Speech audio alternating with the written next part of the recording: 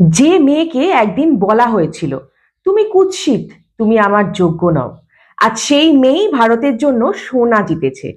একটা সময় ধূপগুড়ির ছোট্ট শহরের গীতাঞ্জলি সাহা প্রতিদিন সহ্য করতেন শ্বশুর বাড়ির অত্যাচার। স্বামী বলতেন তুমি কুৎসিত, আমার যোগ্য নও। মেয়েটা চুপ করে সহ্য করত, কারণ সে জানতো সমাজে মেয়েদের মুখ বুজে থাকতে হয়। শেষমেশ যখন সহ্য সীমা ছাড়িয়ে গেল, ডিভোর্স হলো। শরীর মন ভেঙে পড়ল। বিয়েতে দেওয়া গয়না, আসবাব কিছুই ফেরত পেল না। একদিকে কোর্ট কেস, অন্যদিকে বেঁচে থাকার লড়াই। ডাক্তাররা বললেন এক্সারসাইজ শুরু করো। মা জিমে ভর্তি করালেন, কিন্তু সেখানেও ভাগ্য যেন পরীক্ষা নিচ্ছিল। বাম হাতে গুরুতর ইনজুরি, এক গ্লাস জল তুলতেও পারতেন না তিনি। তবুও থামেননি।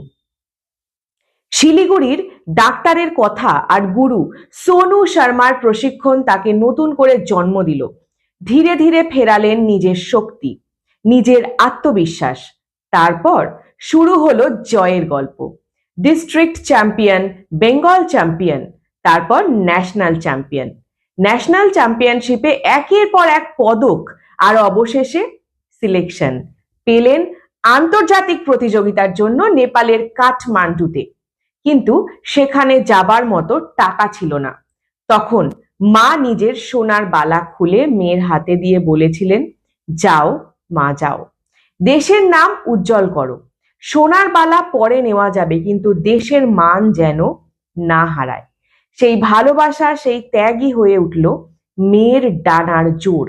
চোখের জল, ইনজুরি, যন্ত্রণা সব পেরিয়ে গীতাঞ্জলি সাহা ভারতের জন্য জিতলেন একটি গোল্ড ও একটি সিলভার মেডেল।